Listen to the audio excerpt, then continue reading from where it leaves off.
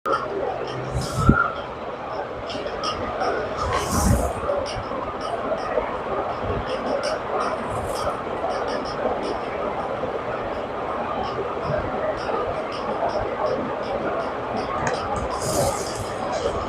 शांति। आज मुरली की डेट है 31/5/2025। मीठे बच्चे, मुरली का सार, जब तक जीना है तब तक पढ़ना और पढ़ाना। खुशी और पद का आधार है पढ़ाई। प्रश्न, सर्विस की सफलता के लिए मुख्य गुण कौन सा चाहिए? मुख्य गुण कौन सा चाहिए? बताया उत्तर में सहनशीलता का। हर बात में सहनशील बनकर आपस में संगठन बनाकर सर्विस करो। भाषण आदि के प्रोग्राम लेकर आओ। मनुष्यों को नींद से जगाने के लिए अनेक प्रबंध निकलेंगे। जो तकदीरवान बनने वाले हैं वे पढ़ाई भी रुचि से पढ़ेंगे। गीत, हमें उन राहों पर चलना है कौन से, जहाँ संभलना और गिरना। ओम शांति। क्या विचार करके या मधुबन में तुम बच्चे आते हो? क्या पढ़ाई पढ़ने आते हो? किसके पास? बाप दादा के पास। ये है नई बात। अब ऐसा भी सुना है बाप दादा के पास पढ़ने जाते, सो भी बाप दादा दोनों इकट्ठे हैं। वंडर है ना, तुम वंडरफुल बाप की संतान हो। अभी उस रचिता और रचना को तुमने नंबरवार पुरुषार्थ अनुसार जाना। जितना जाना है और जितना जिसको समझाते हो उतनी खुशी और भविष्य पद पाएंगे। मूल बात है, अभी हम रचिता और रचना के आदि मध्य अंत को जानते, सिर्फ हम ब्राह्मण ब्राह्मणीय ही जानते। जब तक जीना है अपने को निश्चय करना है कि हम बी के हैं, शिव बाबा से वर्षा ले रहे हैं।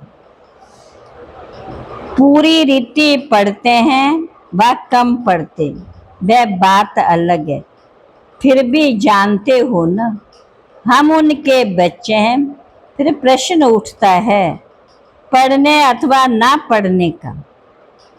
उस अनुसार ही पद मिलेगा। गोद में आया निश्चय तो होगा हम राजाई के हकदार बने।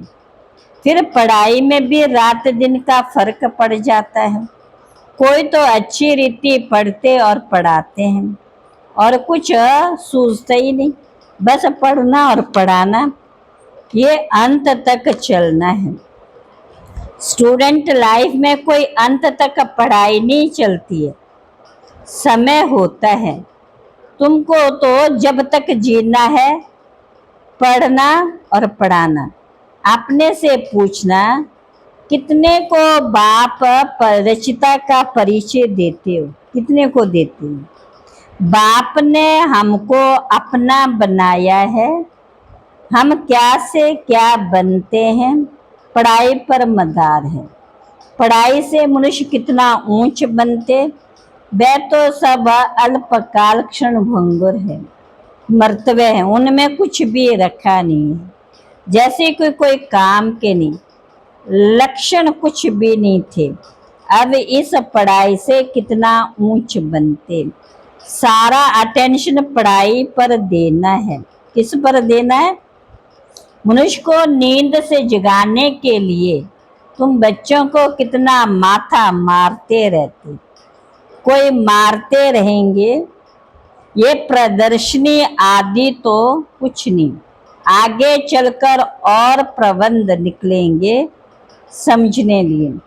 अभी बाप पामन बना रहे हैं तो बाप की शिक्षा पर अटेंशन देना चाहिए। हर बात में सहनशील भी होना चाहिए। आपस में मिलकर संगठन कर भाषणों आदि के प्रोग्राम रखने चाहिए। एक अलिफ पर भी हम बहुत अच्छा समझा सकते हैं। ऊंच ते ऊंच भगवान कौन है। एक अलिफ पर तुम 2 घंटा भाषण कर सकते हो। ये भी तुम जानते अलिफ को याद करने से खुशी रहती है। अगर बच्चों का याद की यात्रा में अटेंशन कम है, अलिफ को याद नहीं करते तो नुकसान जरूर होता है। भले कितना भी कोई भवके से पूजा करते हो, याद करते हो, फिर भी समझते नहीं। तुमको बाप से बहुत बड़ी जागीर मिलती है। भक्ति मार्ग में कृष्ण का दीदार करने के लिए कितना माथा मारते हैं। अच्छा दर्शन हुआ फिर क्या, फायदा तो कुछ भी हुआ नहीं। दुनिया देखो किन बातों पर चल रही है। तुम जैसे कि तुम क्या करते हो, तुम जैसे कि क्या करते हो, गन्ने का रस शुगर पीते हो, गन्ने का रस शुगर पीते हो। बाकी सब मनुष्य छिलका चूसते हैं। तुम अभी शुगर पीकर पूरा पेट भरकर आधा कल्प सुख पाते हो। बाकी सब भक्ति मार के छिलके चूसते नीचे उतरते आते हैं। अब बाप कितना प्यार से पुरुषार्थ कराते, परंतु तकदीर में नहीं है तो अटेंशन नहीं देते। ना खुद अटेंशन देते, ना औरों को देने देते। ना खुद अमृत पीते, ना पीने देते। बहुतों की ऐसी एक्टिविटी चलती है, अगर पूरी रीति पढ़ते नहीं, रहम दिल नहीं बनते, किसका कल्याण नहीं करते, वे क्या पदवी पाएंगे। पढ़ने और पढ़ाने वाले कितना ऊंच पद पाते, पढ़ते नहीं है तो क्या पद मिलेगा। वह भी आगे चल रिजल्ट का पता पड़ जाएगा, फिर समझेंगे बरोबर। बाबा हमको कितनी वार्निंग देते थे, यहाँ बैठे हो बुद्धि में रहना चाहिए। हम बेहद के बाप के पास बैठे हैं, वह हमको ऊपर से आकर इस शरीर द्वारा पढ़ाते। कल्प पहले मुआफिक, अब हम फिर से बाप के सामने बैठे हैं। उनके साथ ही हमको चलना है, छोड़ करके नहीं जाना। बाप हमको साथ ले जाएंगे, ये पुरानी दुनिया विनाश हो जाएगी। ये बातें और कोई नहीं जानते, आगे चलकर जानेंगे बरोबर। पुरानी दुनिया खत्म होनी है, मिल तो कुछ भी नहीं सकेगा। ये बातें और कोई नहीं जानते, टू लेट हो जाएंगे। हिसाब किताब चुकत होकर सबको वापिस जाना है। ये भी जो सेंसिबल बच्चे वही जानते हैं। बच्चे वे जो सर्विस पर उपस्थित माँ बाप को फॉलो करते हैं। जैसे बाप रूहानी सेवा करते, वैसे तुमको करनी है। नॉलेज तो बहुत सहज है, 84 जन्मों का चक्कर कितना सहज, परंतु कितना माथा मारना पड़ता है। बाप कितनी सहज बात समझाते। बाप को और 84 के चक्र को याद करो तो बेड़ा पार हो जाएगा। ये मैसेज सबको देना, अपने दिल से पूछो कहाँ तक मैसेंजर बना हूँ। जितना बहुतों को जगाएंगे उतना इनाम मिलेगा। अगर जगाता नहीं हूं तो जरूर कहाँ सोया हुआ हूं, फिर मुझे इतना ऊंच पद तो मिलेगा नहीं। बाबा रोज रोज कहते, शाम को अपना पोता मेल सारे दिन का निकालो। सर्विस भी रहना है, मूल बात है बाप का परिचय देना। बाप ने ही भारत को स्वर्ग बनाया था, अभी नरक है, फिर स्वर्ग होगा। सत्य में बहुत थोड़े होते हैं, फिर रावण राज्य में कितनी वृद्धि होती है। सत्ययुग में 9 लाख फिर धीरे धीरे वृद्धि को पाएंगे। जो पहले पामन थे वही फिर पतित बनते हैं। अब फिर तुम पवित्र प्रवृत्ति मार्ग के बन रहे हो। बाप ही आकर पवित्र बनाते हैं, कहते हैं मुझे याद करो तो विक्रम विनाश होंगे। तो बाबा कहते हैं सब मरेंगे ऐसे जैसे जानवर मरते। जैसे बर्फ पड़ती है तो कितने जानवर पक्षी आदि मर जाते हैं। नेचुरल कैलामिटीज भी आएगी, ये सब खत्म हो जाएगा। ये सब मरे पड़े इन आंखों से जो तुम देखते हो वह फिर रहेगा नहीं।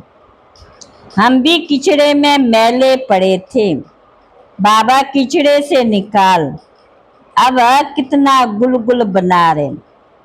हम ये शरीर छोड़ेंगे, आत्मा पवित्र हो जाएगी। बाप सबको एक रस पढ़ाई पढ़ाते हैं, परंतु कईयों की बुद्धि बिल्कुल क्या है, कईयों की बुद्धि बिल्कुल जड़ है, कुछ भी समझ नहीं सकते। ये भी ड्रामा में नूंद है। बाप कहते इनकी तकदीर में नहीं तो हम भी क्या कर सकते। हम तो सबको एक रस पढ़ते नंबरवार हैं। कोई अच्छी रीति समझकर और समझाते हैं, औरों का भी जीवन हीरे जैसा बनाते हैं। कोई तो बनाते ही नहीं। उल्टा अहंकार कितना है। जैसे साइंस वालों को माइंड का कितना घमंड है, दिमाग का कितना घमंड। दूर दूर आसमान को समुंदर को देखना चाहते हैं। बाप कहते इससे कोई फायदा नहीं। मुफ्त साइंस घमंडी अपना माथा खराब कर रहे हैं। बड़ी बड़ी पगार उन्हों को मिलती, सब वेस्ट करते रहते हैं। ऐसे नहीं कि सोने द्वार का कोई नीचे से निकल जाएगी। ये तो ड्रामा का चक्कर है जो फिरता रहता है। फिर हम समय पर अपने महल जाकर बनाएंगे नई दुनिया में। कोई आश्चर्य खाते हैं, क्या ऐसे ही मकान फिर बनेंगे? जरूर बाप दिखाते तुम फिर ऐसे सोने के महल बनाएंगे। वहां तो सोना बहुत रहता है। अभी तक भी कोई कोई तरफ सोने की पहाड़ियां बहुत है, परंतु सोना निकाल नहीं सकते। नई दुनिया में तो सोने की अथाह खानियां थी, वह खत्म हो गई।